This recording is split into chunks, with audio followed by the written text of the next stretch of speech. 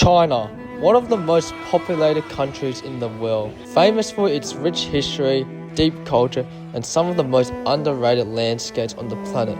From ancient towns and misty mountains to the neon-lit cyberpunk cities, it's a country that feels like a multiple worlds in one. As someone who's grew up in Australia with a Chinese heritage but never spoken a word of Mandarin, I always felt a strange disconnection from my roots. People would joke that I'm yellow on the outside but white on the inside, and for the longest time I didn't really know where I fit. So I decided to solo travel across China for myself, to explore the country, starting in the west in Chengdu and making my way towards Shanghai with one goal in mind: to reconnect with my heritage and capture the authentic side of China through my lens. So follow along my journey as I document the people, places and the moments that shaped this entire experience. So the first place I arrived in was Chengdu, known as the hometown of the giant pandas and its spicy food. As I explored the area to get the feel of China, I noticed a group of local people dancing together and simply enjoying themselves. It was something I had never seen before and found it genuinely interesting and fascinating, so I decided to capture it. And later on, I decided to check out more photography locations around the city, especially the neon-lit streets at night, capturing the giant white pandas in Chengdu, the street photography of the local people around the city, and some interesting architecture shots as I move around Chengdu. After exploring Chengdu for a few days, I decided to head up north to explore some nature spots that was a few hours away: Jiuzhaigou National Park and Huanglong. And since I heard that going to these spots during autumn was the best time to visit these places, especially for the famous autumn leaves. And as I was making my way there, it honestly felt like I was entering the China version of Canada, which completely surprised me as I started exploring the mountain views of Huanglong. I just made it to one of the stations of the Huanglong National Park. It's like rock pools. So I believe that like the water slopes it down along those sandstone rock pools as it's flowing down. I think that's what the context behind this place, I believe. Then the next few days, I decided to head my way to Zhangjiajie Valley National Park. And as I arrived there, the autumn scenery looked incredible, with the vibrant colours of the leaves really standing out. You see the autumn leaves, and then you can see like the lake. Like look at this clear blue sky right here. Holy crap, this is dope. I'm gonna go around and take some quick photos and snap some pictures, so let's get with it.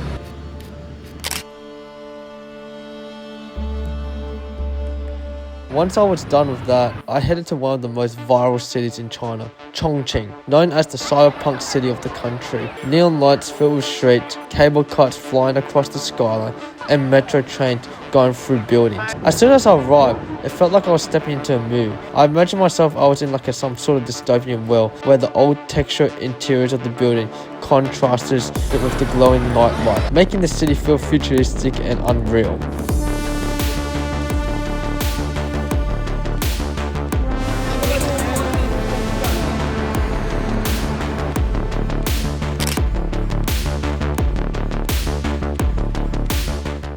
Further on, I decided to take a day trip to Wulong, a natural scenic area located a few hours away from Chongqing. Parts of Transformers 3 were actually filmed here, and as I walked it around, the atmosphere felt completely different: peaceful, quiet, and surrounded by nature. Over the next few days, I headed to Zhangjiajie, home to the famous Avatar Mountains and one of the most iconic landscapes in China. Known for its towering sandstone pillars, seeing the mountains in person was absolutely stunning. It generally felt like you were stepping into the world of Avatar in real life. So awesome, look at that, holy shit. Bruh, this is dope. Unfortunately, the weather wasn't great on some days. Heavy rain, fog rolled in, which meant I couldn't see large parts of the national park. Currently going to head to Tanzi Mountain, and right now it's raining really heavily, and from looking from the distance you can't really see anything. It's just cloudy and foggy, so I don't even see any mountains, so might have to come back tomorrow to check it out. But that didn't stop me from enjoying the experience. I had a few extra days in the area, and even totally, I caught clear weather, allowed me to see the national park on a clear day. Holy shit, that is dope. This is sick. This is awesome.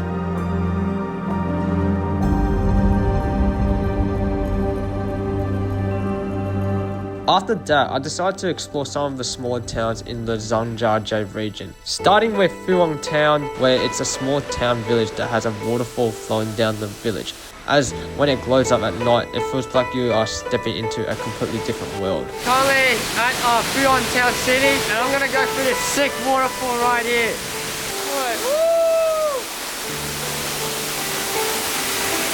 Holy shit! And then I headed to ancient Phoenix town, about an hour further away, known for its traditional wooden houses lining the river. As the town lights up at night, it gives off a fairy tale peaceful vibe while you are relaxing along the river stream. I spent some time exploring the town as I decided to watch the famous traditional Phoenix town performance. I was there to capture its raw moments and the local culture in its own way.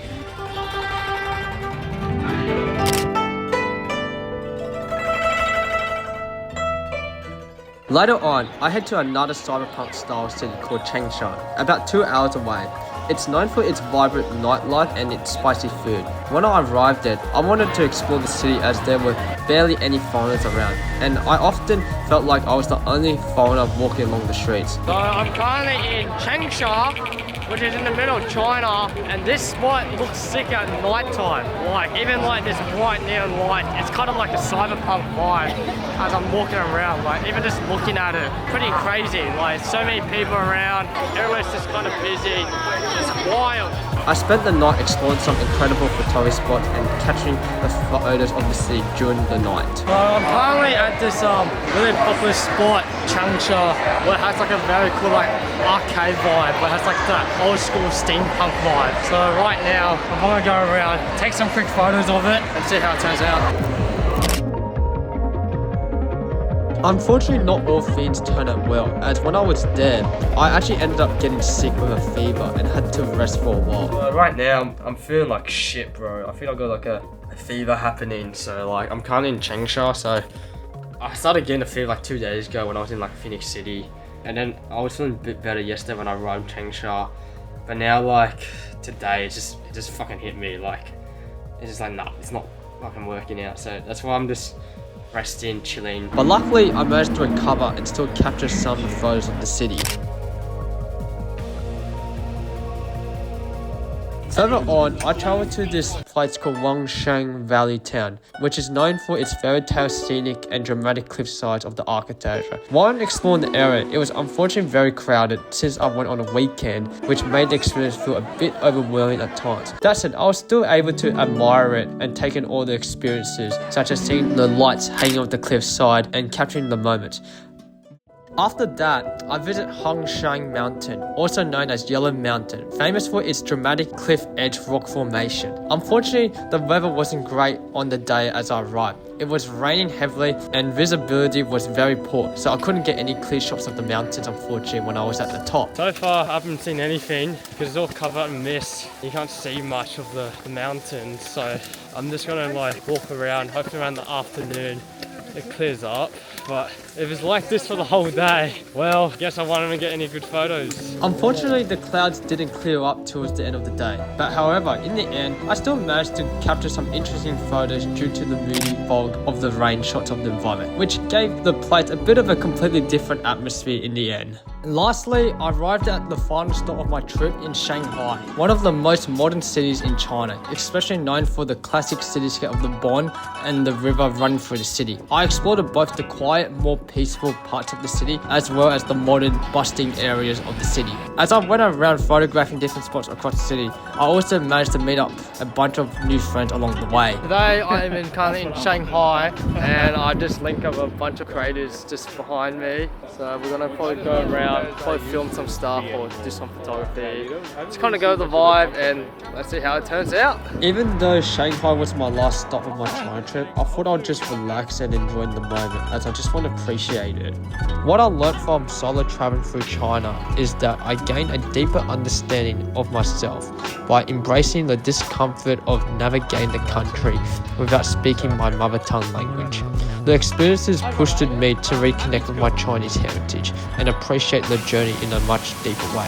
While I was focused on photographing the places I visit, what truly helped me connect with the country was embracing the local culture and the people I met along the way. Those connections allowed me to embrace my heritage more fully and gain a deeper appreciation for that part of who I am.